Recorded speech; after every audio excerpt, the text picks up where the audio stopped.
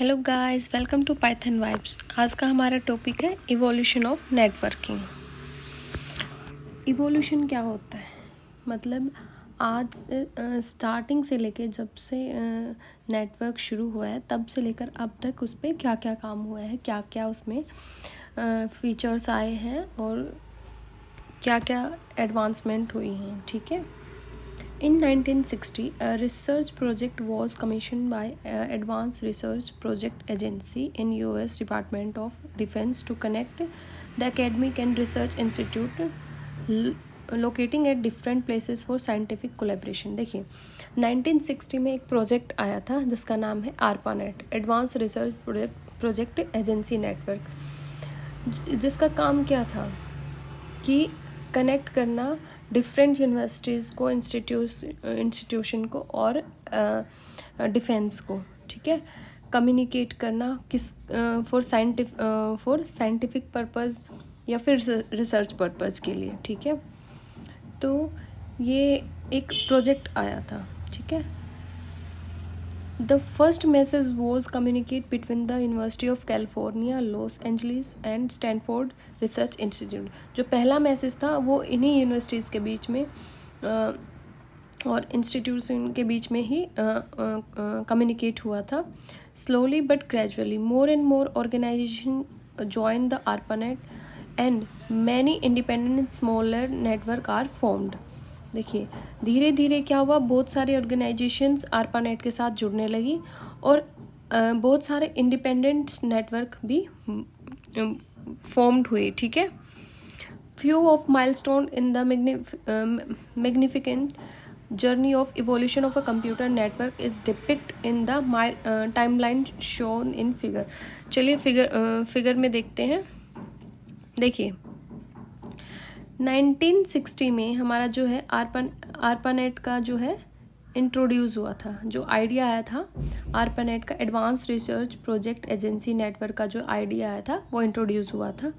उसके बाद जो हमारा 1960 में हमने क्या किया था, ARPANET को फंक्शनल में मतलब ARPANET ने जो पहला मैसेज कम्युनिकेट किया था वो 1969 में किया था। मतलब अब इसको हमने क्या किया है, जो पहला मैसेज एक्सचेंज किया था या फॉर्मली फंक्शनली में हम इसको ले आए थे 1969 में।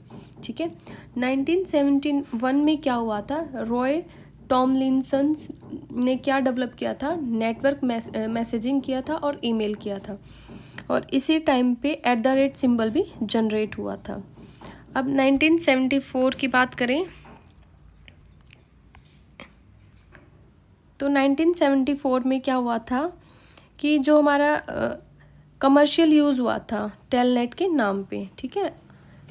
First commercial use of ARPANET was started in the name of telnet. जो हमारा ARPANET का जो कमर्शियल यूज़ हुआ था टेलनेट के नाम पे हुआ था। ठीक है।